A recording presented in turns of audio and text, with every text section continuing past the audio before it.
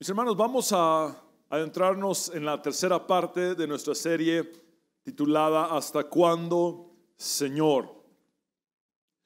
Y el título de esta predicación es Cuando Dios no cumple las expectativas. ¿Podemos leer este título en voz alta todos juntos?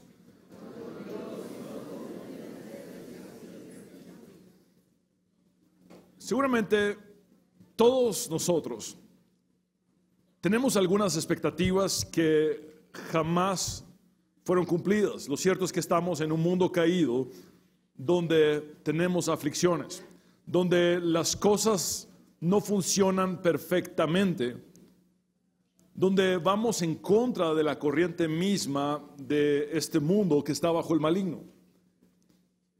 Entonces, nos topamos ante una realidad y es que batallamos con expectativas frustradas.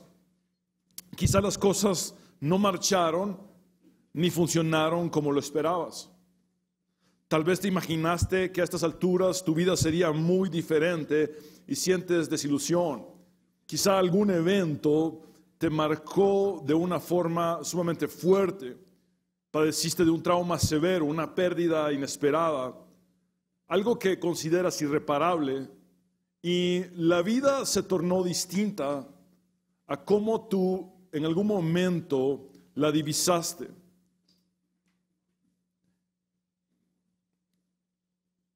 Quizás estás enfrentando desilusión o una crisis de fe. Incluso podría haber alguien en este lugar que sienta que Dios lo ha decepcionado. Alguien que piense, Jesús realmente me ha decepcionado. Él no ha hecho lo que yo esperaba que hiciera. Yo me imaginé de Él otra cosa. Parece que Él no me presta atención o que no le importo. Hoy nos acercaremos a un personaje en las Sagradas Escrituras conocido como Juan el Bautista.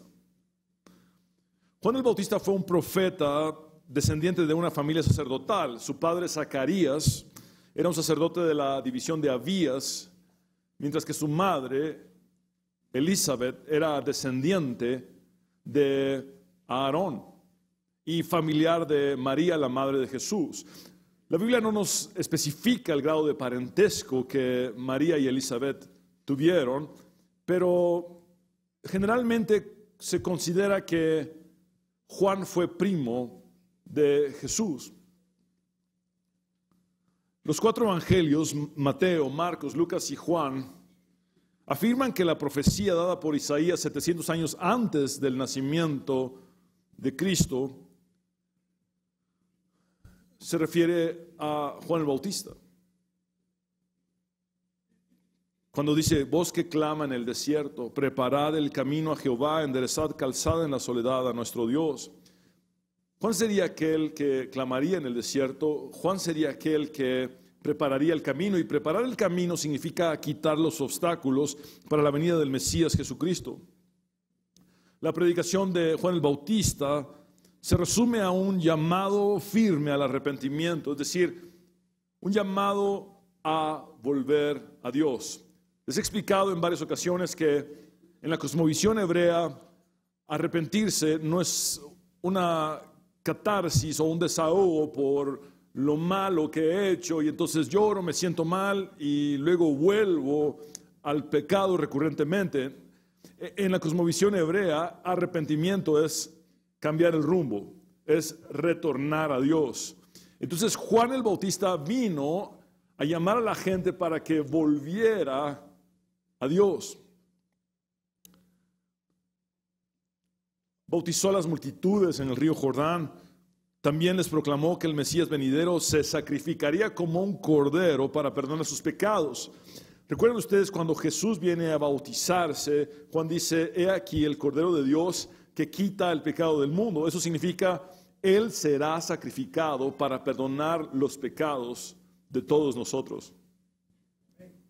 Ahora, no solamente Isaías, 700 años antes de Cristo, profetizó acerca del ministerio de Juan el Bautista, sino también el profeta Malaquías 400 años antes de Cristo. Y precisamente en los últimos versículos del Antiguo Testamento, Malaquías habla de parte de Dios diciendo: yo os envío el profeta Elías, y se refiere a alguien que vendría con el espíritu de Elías, porque el ministerio de Elías había sucedido 500 años antes o 500 años atrás. Y si recordamos, el desenlace de Elías fue que ascendió al cielo en medio de un torbellino, en una carroza de fuego.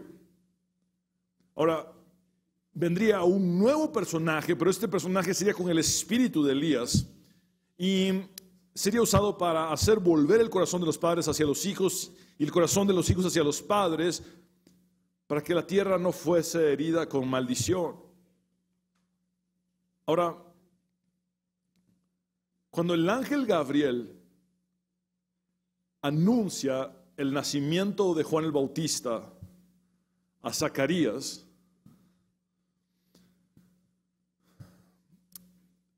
hace una alusión a la profecía de Malaquías. El ángel Gabriel dice que ese niño que nacería haría que muchos de los hijos de Israel se convirtieran al Señor Dios de ellos, y que iría delante de él con el espíritu y el poder de Elías para hacer volver los corazones de los padres a los hijos y de los rebeldes a la prudencia de los justos, para preparar al Señor un pueblo bien dispuesto. Tiempo más tarde Jesús dijo que Juan el Bautista era aquel Elías que había de venir. Fue tanta la influencia del profeta Elías sobre Juan el Bautista que se marcó incluso en su estilo de vida, en su forma de vestir. Puedes ver con facilidad que Elías se vestía con ropa hecha de pelo de camello, y Juan el Bautista se vestía de esa manera. Elías usaba un cinturón de cuero, Juan el Bautista se vestía de la misma forma. Juan el Bautista escogió la vida en el desierto, es decir, una vez que llegó a una edad en la que podía valerse por sí mismo, vivió en el desierto y estuvo en esa soledad, se alimentó de unos insectos llamados langostas y de miel silvestre, tuvo una vida dedicada y consagrada totalmente a Dios. Ahora,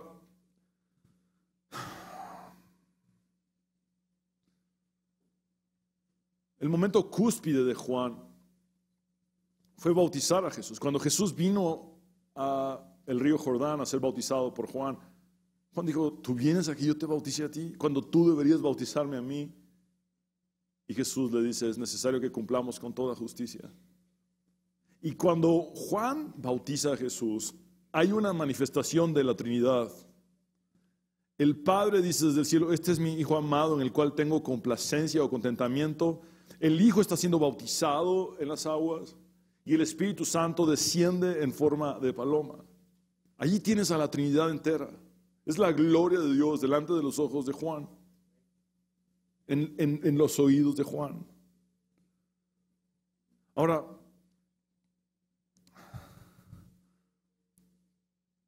Juan el Bautista es tan importante que es considerado como el último profeta del Antiguo Pacto y como el precursor inmediato de Jesús, quien establece el Nuevo Pacto. Ahora te imaginas las grandes expectativas para la vida de un personaje de tal relevancia y tal magnitud. El profeta Isaías habló de él, el profeta Malaquías habló de él, ambos lo hicieron siglos antes de su nacimiento. El mismo ángel que anunció el nacimiento del Mesías a María fue el ángel que anunció el nacimiento de Juan a Zacarías. Tanto potencial. ¿Qué habría imaginado Juan el Bautista acerca de su vida? Cuando se ponía la misma ropa que Elías, tal vez pensaba que si Elías no vio muerte, él tampoco lo haría. Si Elías fue arrebatado al cielo y solamente Enoc no vio muerte y Elías no vio muerte, pues aquí está el siguiente que no verá muerte. Yo estoy listo con mi ropa de camello y estoy listo con mi cinturón de cuero. Estoy listo con mi vida en el desierto para que me venga a traer un día una carroza de fuego. Las expectativas que nosotros nos podemos hacer pueden no ser congruentes con la soberanía divina. Y por eso quiero dedicar esta predicación a todos aquellos que están pasando por una crisis de fe, por algo inesperado que están viviendo. Juan experimentó algo que fue en contra de todo pronóstico.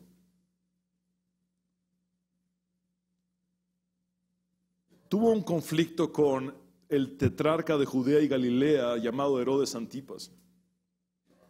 Juan denunció públicamente el pecado de este personaje que adulteró con la esposa de su propio hermano Felipe.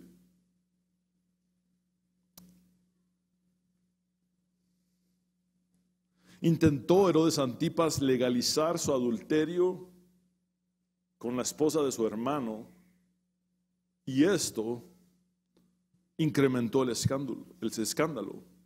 Se casaron. Juan el Bautista empezó a ser aún más incómodo para el tetrarca. El historiador judío Flavio Josefo nos da la información de que Juan el Bautista estuvo encarcelado en una fortaleza de Maqueronte. Esta fortaleza estaba ubicada en la región del este, donde se encuentra el Mar Muerto, en una cumbre solitaria.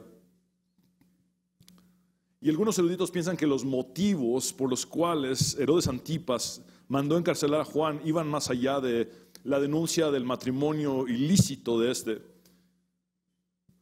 La popularidad de Juan el Bautista fue tan grande y su influencia tan fuerte sobre el pueblo de Israel que Josefo registra que el mismo Herodes tuvo celos de Juan.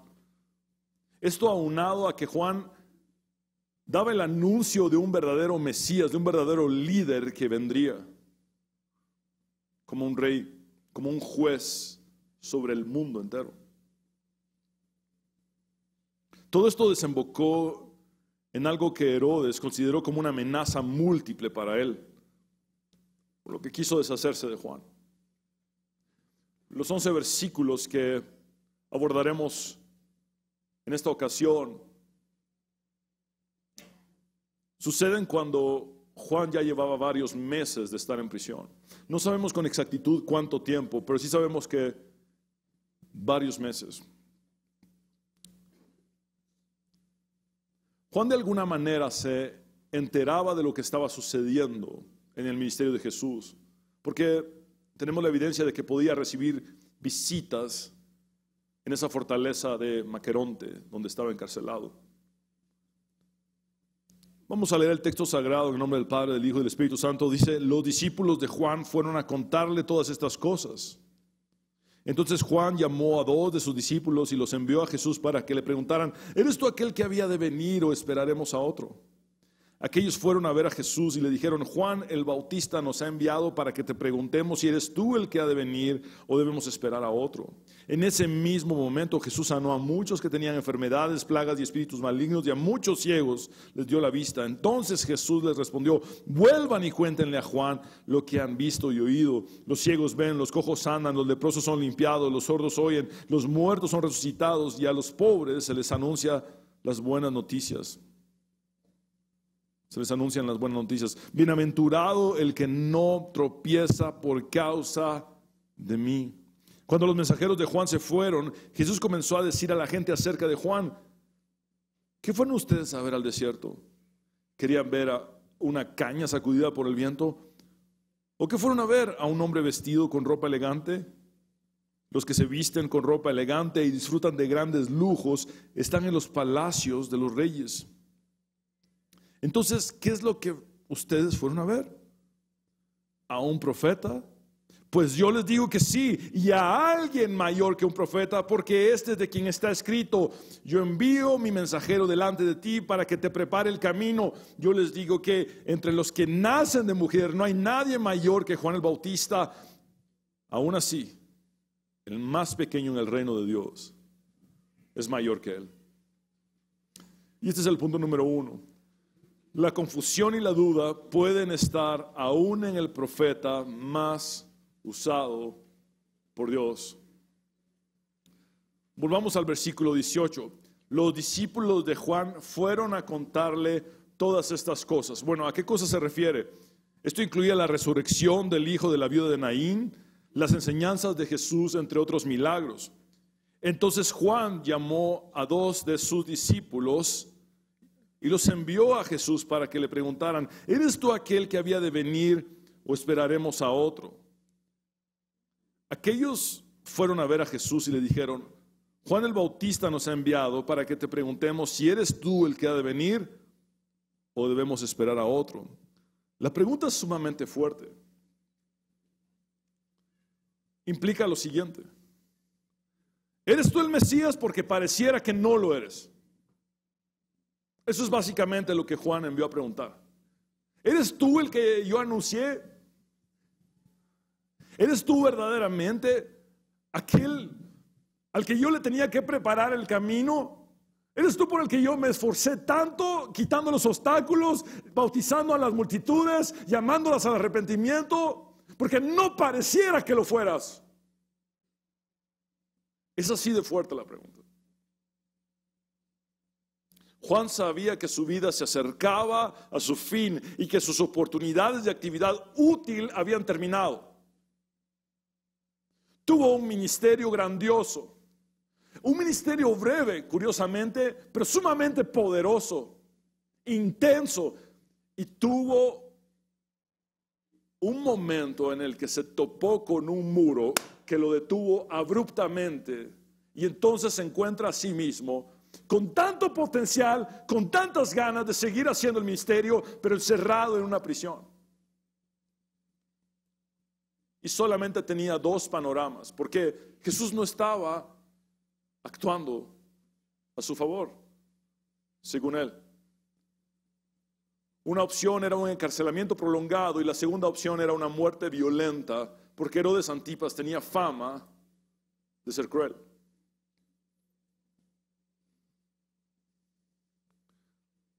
Juan era un hombre que estaba acostumbrado a la libertad de la intemperie.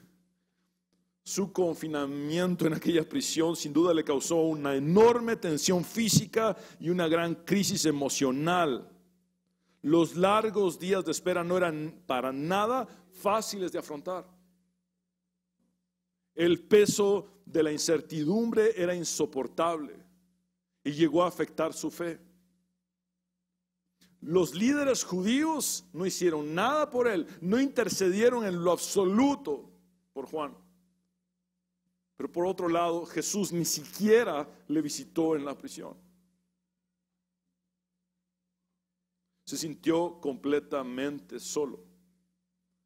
Seguramente por el conocimiento que tenía de las Escrituras y de las profecías acerca del Mesías, Juan reflexionaba en la profecía mesiánica de Isaías 61, que el mismo Jesús había leído en la sinagoga de Nazaret, en la que se anunciaba que el Mesías vendría a publicar libertad a los cautivos y a poner en libertad a los presos, y se preguntaba: entonces, ¿por qué no lo hace conmigo, que yo estoy preso? Y yo soy un prisionero, ¿por qué no lo hace conmigo? Yo soy el candidato perfecto para que me saque de aquí. Y esta es la pregunta de muchos: si Dios puede hacerlo, entonces ¿por qué no lo hace por mí? Mucha gente no tiene dudas de la capacidad de Dios. Para muchos cristianos no es difícil creer que Dios es el Todopoderoso.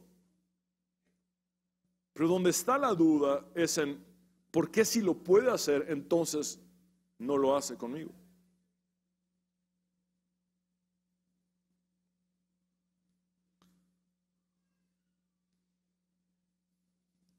Aún el precursor de Jesús luchó por entender la naturaleza del ministerio de Jesús. Los mismos apóstoles de Jesús tuvieron dificultades para entender quién era Jesús. Fue hasta después de que Juan el Bautista murió que Pedro hizo su gran confesión: tú eres el Cristo, el Hijo del Dios viviente.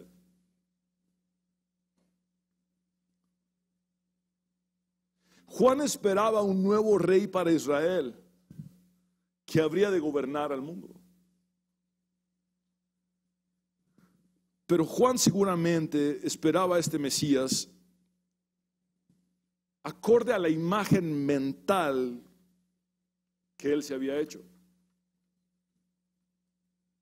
En este periodo de la historia, los judíos esperaban un Mesías político y conquistador, militar, que los librara de la opresión del Imperio Romano, porque estaban muy enfocados en su situación presente. No estaban viendo que Dios podía hacer algo que trajera salvación eterna a todo el mundo. Juan había anunciado juicio,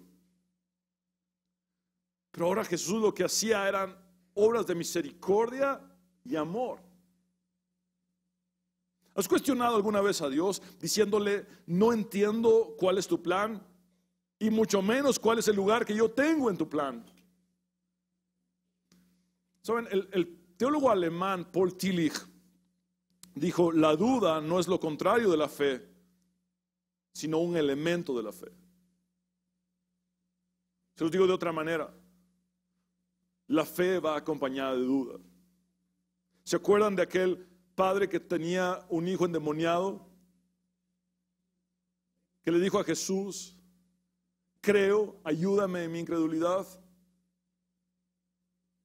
Juan el Bautista tuvo una fe inmensa como para preparar el camino para el Mesías, pero también tuvo el momento en su vida donde se encontró con una crisis de fe y la duda le invadió.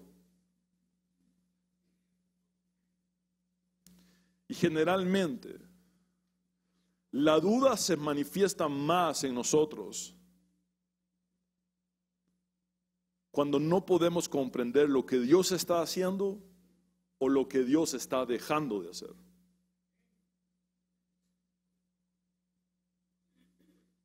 Quizá tú le has preguntado a Dios: si estoy esperando en ti, entonces ¿por qué no haces algo al respecto? Si conoces mi situación, si conoces mi circunstancia, ¿por qué no actúas? ¿Hasta cuándo actuarás? Quizás formulado la misma pregunta que Juan, pero de muchas formas diversas. ¿Eres tú aquel que habría de venir o tengo que esperar a otro? ¿Vas a hacer tú el milagro o tengo que hacerlo yo a mi manera? ¿Eres tú quien me va a ayudar o tengo que ver quién más lo hace?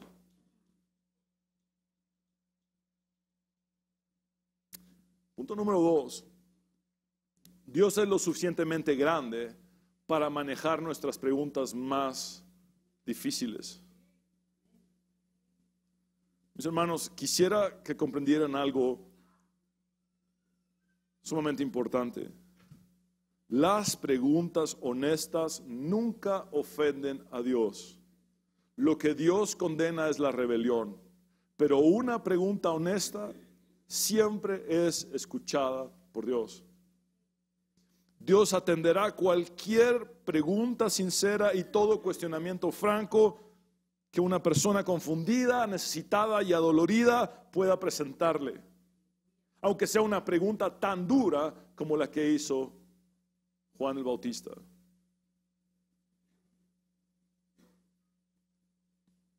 Sin embargo, noten cómo la respuesta de Jesús no es directa, sino que les deja espacio a la fe. Muchas veces Jesús no responde de forma específica porque quiere que tu fe aumente.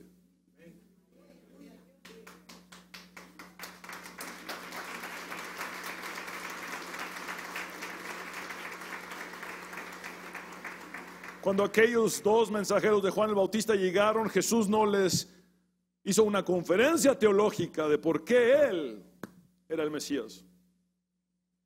Tampoco les dio un seminario acerca de las profecías del Antiguo Testamento para que pudieran entender que Él era el Mesías. Vean lo que Jesús hizo en ese mismo momento. Es decir, la pregunta es presentada. Es una pregunta hostil hasta cierto punto, pero la pregunta manifiesta la crisis que Juan estaba experimentando. Y entonces en ese mismo momento Jesús sanó a muchos que tenían enfermedades, plagas y espíritus malignos, y a muchos ciegos les dio la vista. Entonces Jesús les respondió: vuelvan y cuéntenle a Juan lo que han visto y oído. Por favor, repitan conmigo: visto y oído. Visto significa obras, oído significa mensaje. Los ciegos ven, los cojos andan, los leprosos son limpiados, los sordos oyen, los muertos son resucitados, y a los pobres se les anuncian las buenas noticias, es decir, se les brinda el mensaje del Evangelio.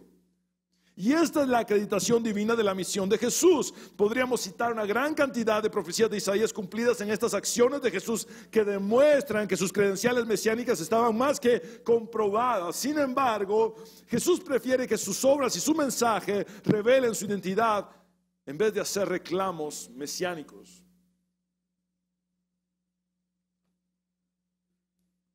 No había venido a establecer el reino político o militar que ellos esperaban, sino a traernos el reino de Dios. Un reino que no es de este mundo, donde la prioridad es buscar lo que se había perdido, donde la grandeza está en la humildad y el servicio.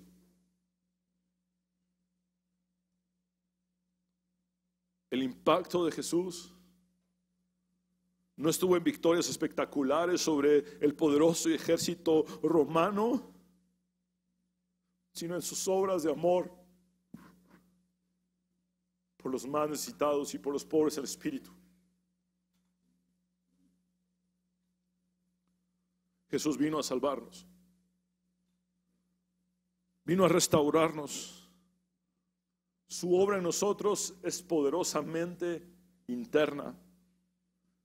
Nos transforma, nos renueva, nos cambia. Vino a perdonarnos y a librarnos de la esclavitud del pecado. Su obra repercute eternamente en nosotros. Si Jesús se hubiera limitado a ser un líder político y militar, hubiese podido vencer al imperio romano, hubiese establecido el imperio hebreo que conquistaría el mundo. ¿Y eso qué significaría para nosotros el día de hoy? Nada.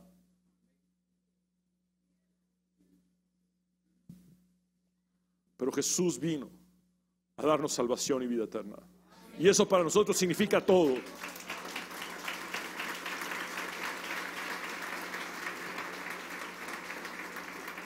Nuestras expectativas pasajeras pueden no tener sentido si no vemos el panorama completo. Los pensamientos de Dios no son nuestros pensamientos. Los planes de Dios no son nuestros planes. Nosotros estamos muy por debajo de Dios. Por eso, nuestras expectativas frustradas no significan que Dios no esté actuando o que no le importemos a Dios. Significan que Dios en su panorama ilimitado sabe lo que está haciendo, aunque no lo entendamos.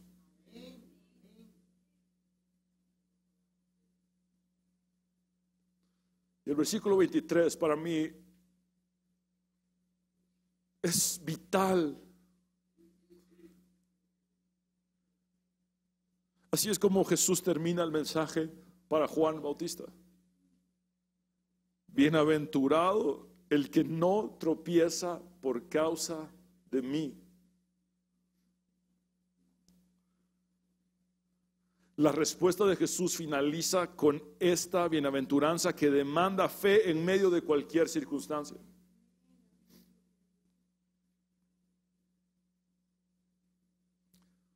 Repitan conmigo: tropiezo, por favor. Es la palabra griega escandalizo, que es de donde tenemos nosotros la palabra en español escandalizarse. Y tiene el sentido originalmente de una carnada que hace caer en una trampa. Juan estaba en peligro de caer en una trampa y dejarse atrapar debido a su decepción por lo que Jesús no estaba haciendo por él. Les he explicado en muchas ocasiones que bienaventurado significa dichoso, bienaventurado significa feliz. Jesús está dándonos la clave de cuál es la verdadera felicidad en su reino. Jesús está diciendo: feliz es el que sigue creyendo en mí, aun cuando yo no cumpla sus expectativas.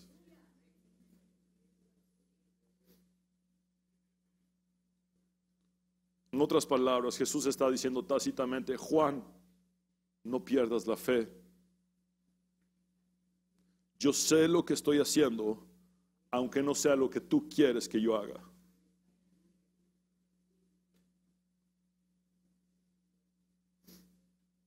Punto número 3 y final. La evaluación que Jesús hace de Juan el Bautista no se ve afectada por la decepción y los cuestionamientos expresados por medio de los mensajeros.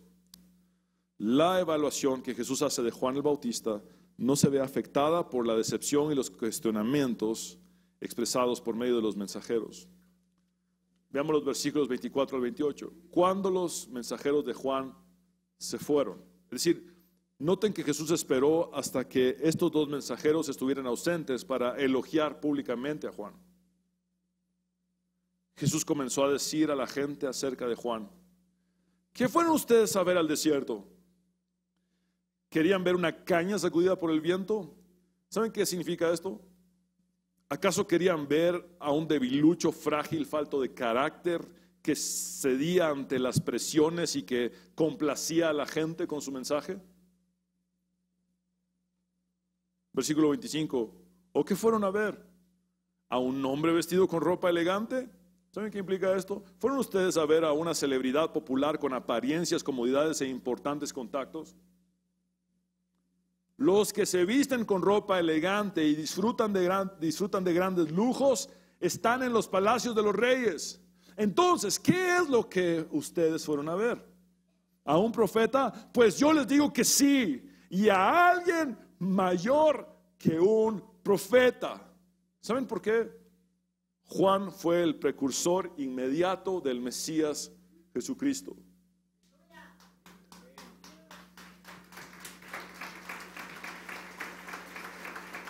Versículo 27, sigue diciendo Jesús: porque este es de quien está escrito, y Jesús cita aquí al profeta Malaquías y dice: yo envío mi mensajero delante de ti para que te prepare el camino. Yo les digo que entre los que nacen de mujer no hay nadie mayor que Juan el Bautista. Ahora, quiero explicarles esto. Juan fue el último de los profetas del antiguo pacto. Fue el mayor de todos los profetas de este antiguo pacto. Él preparó a Israel para el reino de Dios y preparó el camino para el Mesías de Dios. Tuvo gran importancia en el plan de salvación. Ahora, vean lo que Jesús sigue diciendo. Aún así, el más pequeño en el reino de Dios es mayor que él. ¿Saben por qué? Jesús trajo a nosotros el nuevo pacto. Al derramar su sangre en la cruz, establece el nuevo pacto, el pacto de la gracia. Juan vio hacia el futuro lo que para nosotros es nuestra realidad presente. El sacrificio de Cristo en la cruz nos ha hecho hijos de Dios.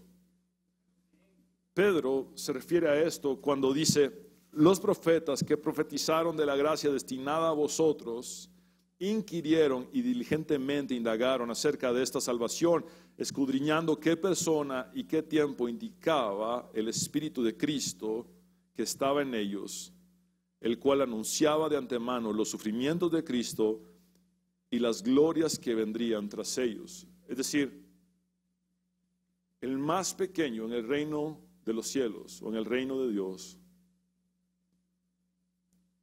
tiene algo que Juan solamente divisó en el horizonte. La palabra de Dios escrita en el corazón y al mismo Cristo dentro.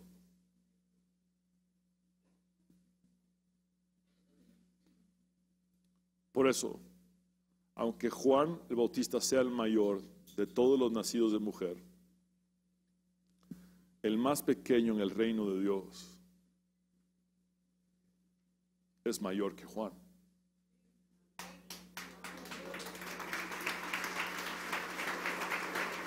Mis hermanos,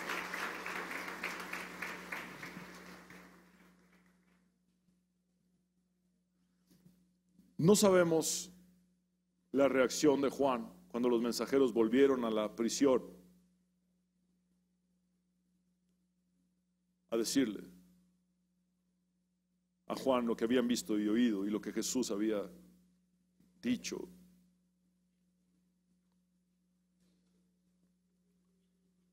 Mateo nos brinda este relato, Lucas nos brinda este relato y ninguno de ellos nos da el desenlace.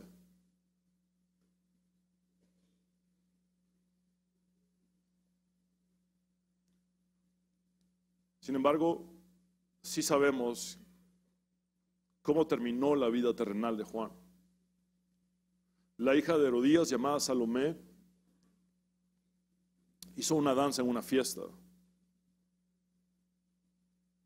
Y Herodes Antipas le dijo: pídeme lo que quieras, incluso la mitad de mi reino, y yo te lo daré. Y el capricho de esta jovencita fue pedir la cabeza de Juan el Bautista. Juan el Bautista fue decapitado. Nunca salió de prisión. Quizá nunca terminó de entender. Pero algo que me impresiona de lo que sucede en este relato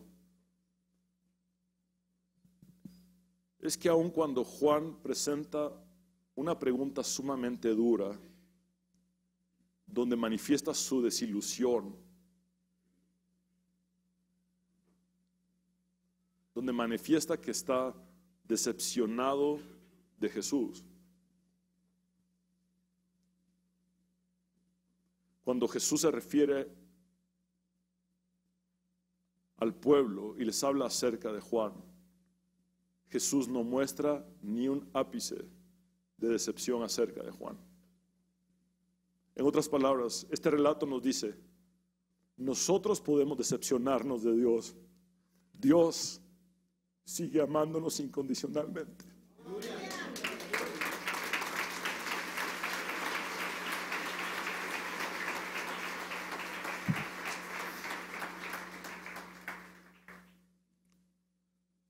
Mientras que Juan muestra sus grandes dudas, Jesús decide afirmar a Juan.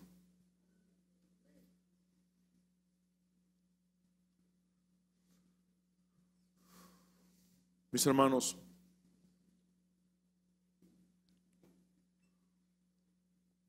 en estos tiempos estamos viviendo de una plaga llamada confesión positiva en las iglesias cristianas latinoamericanas. La confesión positiva básicamente lo que enseña es que todo depende de lo que tú digas y de lo que yo diga, de lo que yo declare, de lo que tú declares, de lo que yo decrete, de lo que tú decretes. Todo está sujeto a conjuros orales y fórmulas verbales que van a hacer a Dios actuar de la forma en la que nosotros le impongamos. Y eso tiene a mucha gente confundida.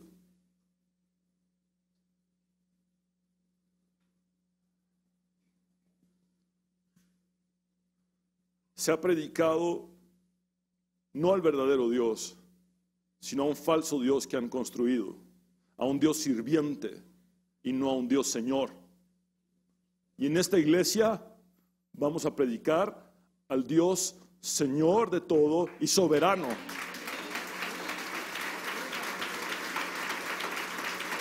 Al Dios verdadero que puede responder sí, que puede responder espera y que puede responder no a lo que a él le plazca.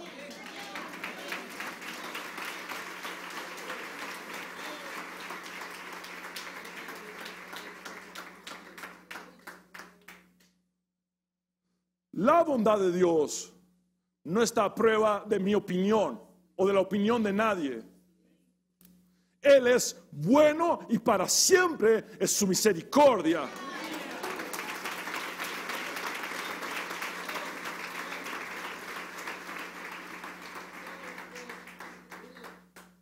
Tenemos a mucha gente pensando que no se sana porque no ha tenido suficiente fe, o que su familiar murió porque ellos no tuvieron la suficiente fe, y se les olvida que Dios es soberano.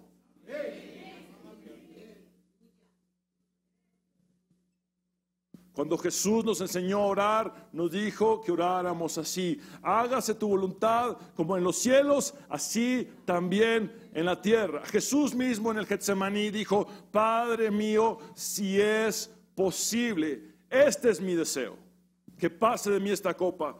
Pero mi deseo no es lo que cuenta, es tu voluntad.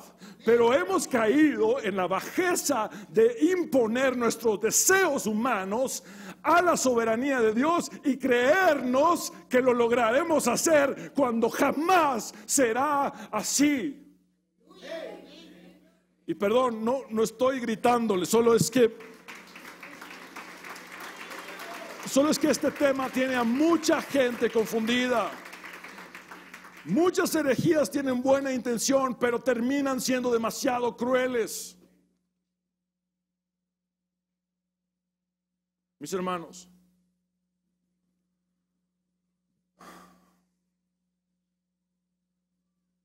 Jesús le dijo que no a Pablo. Y le dijo: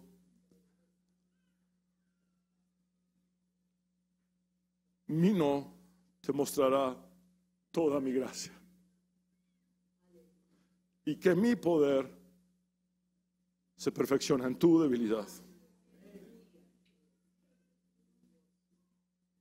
Cuando Jesús le dijo a Pedro: Pedro, todo lo que tú ates en la tierra será atado en los cielos, y todo lo que tú desates en la tierra será desatado en los cielos, no significa: Pedro, tu voluntad será impuesta en los cielos y los cielos van a tener que ceder ante todos tus caprichos. Cuando estudias responsablemente las palabras de Jesús y ves gramaticalmente en el griego, lo que dice es lo siguiente: Pedro, tú podrás atar en la tierra lo que yo ya haya atado en el cielo. Tú podrás desatar en la tierra lo que yo ya haya desatado en el cielo. En otras palabras, Pedro, todo lo que tú hagas en la tierra es dependiente de todo lo que yo haya hecho antes en el cielo. Y esa es la vida del verdadero cristiano, el que sabe que está completamente rendido a la soberanía de Dios, aunque no la entienda. Y esa es la historia de Juan el Bautista. Un hombre que quizá ni entendió cuando le estaban cortando la cabeza.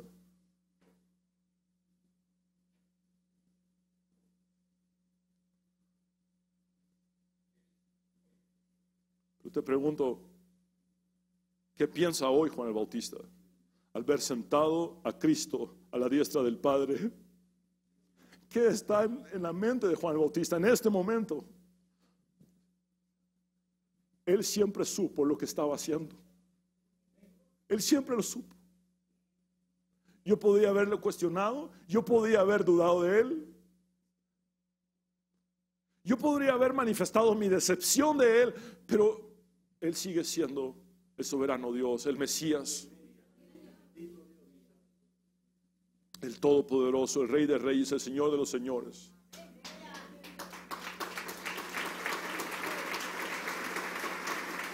Mis expectativas pueden no ser consistentes con el plan de Dios. Y eso no significa que Dios se haya equivocado.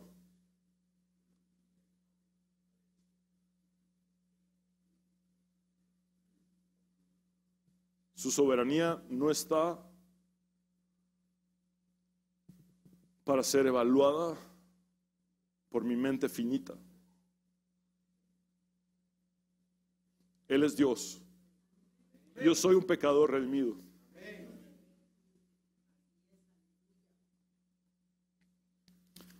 Mis amados hermanos,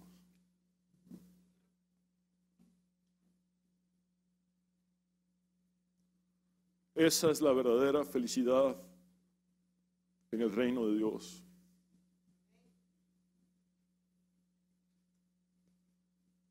Bienaventurado el que no haya tropiezo en mí.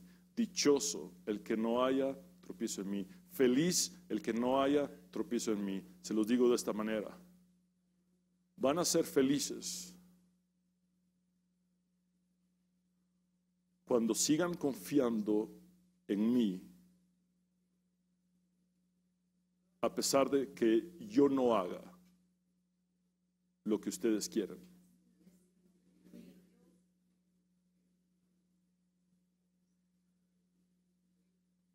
Entonces llegas a esta conclusión: todo lo que me queda, Señor, eres tú. Todo lo que quiero, eres tú. Todo lo que tengo, eres tú. Todo lo que anhelo, eres tú. Las circunstancias pasajeras van y vienen, cambian para bien o para mal, desde mi perspectiva. Pero yo sé algo: voy a ser feliz cuando te vea hacer algo, o cuando note que no estás haciendo nada al respecto. Voy a ser dichoso, porque he decidido que tú eres más grande que mi situación, que tú eres más grande que mi sufrimiento, que tú eres más grande que mi dolor, que tu propósito es más grande que mi propia vida.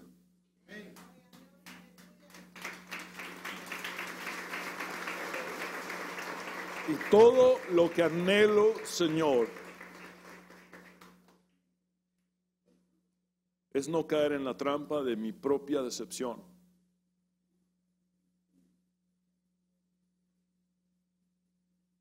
Quiero seguir creyendo en ti, Jesucristo.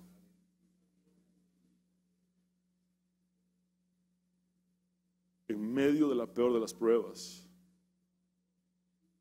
aun cuando tu respuesta sea no, voy a ser feliz al no tropezar por causa de ti.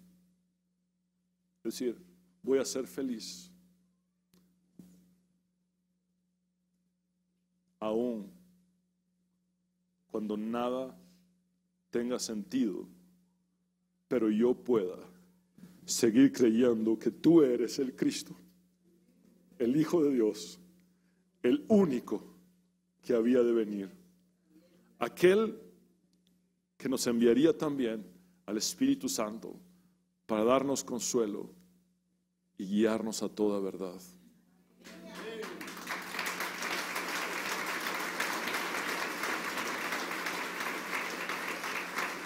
Mis hermanos, yo quisiera orar por todos aquellos que estén en medio de una crisis de fe. A veces predico desde arriba para poder tener visibilidad, pero la realidad es que todos somos hermanos. todos estamos al mismo nivel delante de Dios. Dios no hace acepción de personas. Juan el Bautista tuvo una crisis de fe. Yo he tenido crisis de fe. Y Dios me ha sacado avante. He encontrado la dicha, la felicidad, la bienaventuranza de poder seguirle creyendo, aun cuando Él no ha hecho lo que yo esperaba en ciertas cuestiones o en ciertas situaciones. Yo quiero orar por ustedes. Si hay alguien que está pasando una crisis de fe y quiere encontrar la verdadera felicidad, la verdadera dicha, puede venir aquí al frente con toda confianza. Pastores, ancianos, ayúdenme por favor a orar. Sé que varias personas vendrán, porque muchas veces nuestras expectativas no están conforme a la soberanía de Dios, y tenemos que entender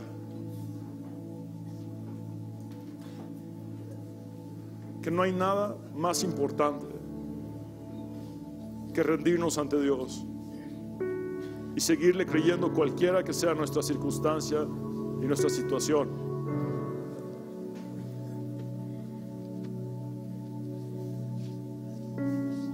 Él sigue siendo el mismo. Él permanece fiel.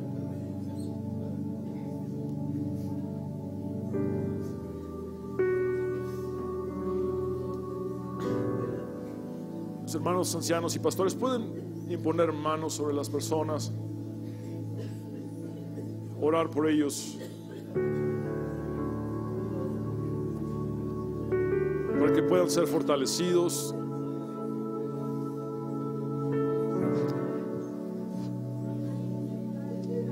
Señor, tú conoces a cada uno de mis hermanos, tú sabes exactamente cuál es su situación.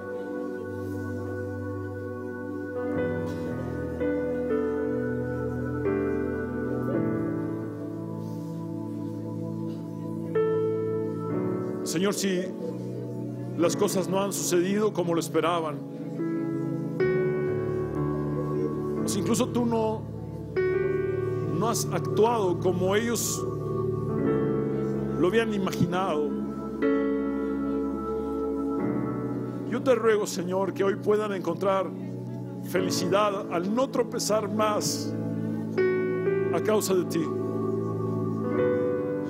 Es decir, que no caigan más, Señor, en la trampa de su decepción, porque tú no has hecho lo que ellos habían esperado que hicieras. Te ruego, Dios, que en esa situación que parece imposible e irreversible, tú te manifiestes a ellos y pongas la convicción de que nada escapa de tu control, nada escapa de tu poder. Sabemos que tú todo lo puedes, pero sabemos que tú eres completamente soberano, y que aun cuando puedes hacerlo todo, hay momentos en que decides decir no,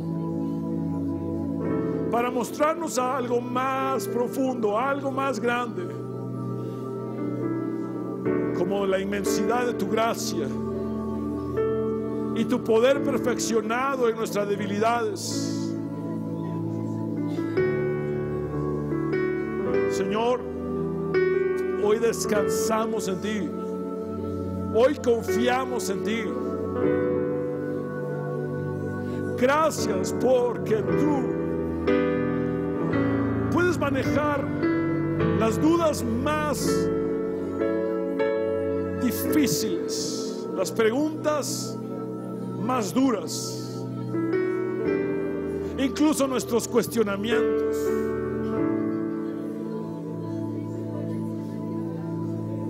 Señor, tú no te ofendes ante las preguntas sinceras de una persona que tiene dolor. Tú no te ofendes ante las preguntas honestas de una persona que está sufriendo. Podemos preguntarte, Pero también sabemos que más allá de nuestras preguntas,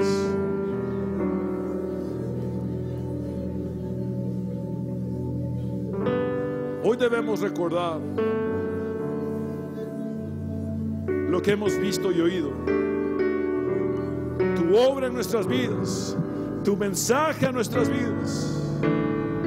Tú eres Dios y tú permaneces fiel. Cuando Juan dudó de ti, tú afirmaste a Juan. Y eso es lo que tú quieres hacer con mis hermanos. Afirmarlos hoy. Afirmarlos. Señor, quita toda acechanza del maligno de sus mentes. Todo pensamiento como yo no le importo a Dios. Todo pensamiento como Dios no me presta atención a mí. Todo pensamiento como Dios sí lo hace por otros, pero nunca lo hace por mí. Todos esos pensamientos, Señor, quítalos y afírmalos en ti. Porque tú los has amado con amor eterno. Porque tu amor por ellos no ha cambiado. Aún a pesar de las dudas que ellos puedan tener, aún a pesar de los cuestionamientos, tu amor por ellos no ha cambiado, Dios. Y tú los sostienes. Tú dijiste: nada ni nadie los arrebatará de mi mano, y nada ni nadie los separará de mi amor.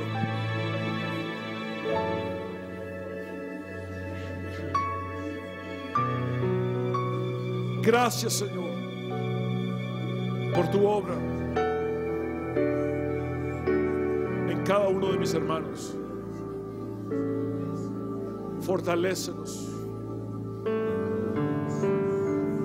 En el nombre del Padre, del Hijo y del Espíritu Santo oramos con todo nuestro corazón. Quiero hablar contigo, hombre y mujer, que has venido sin Cristo. Tú que sabes que necesitas a Dios. Te invito a entregar tu vida a Cristo. Haz esta oración de fe conmigo. Habla con Dios como nunca antes lo has hecho. Une tu corazón creyendo y tus labios confesando, y dile al Señor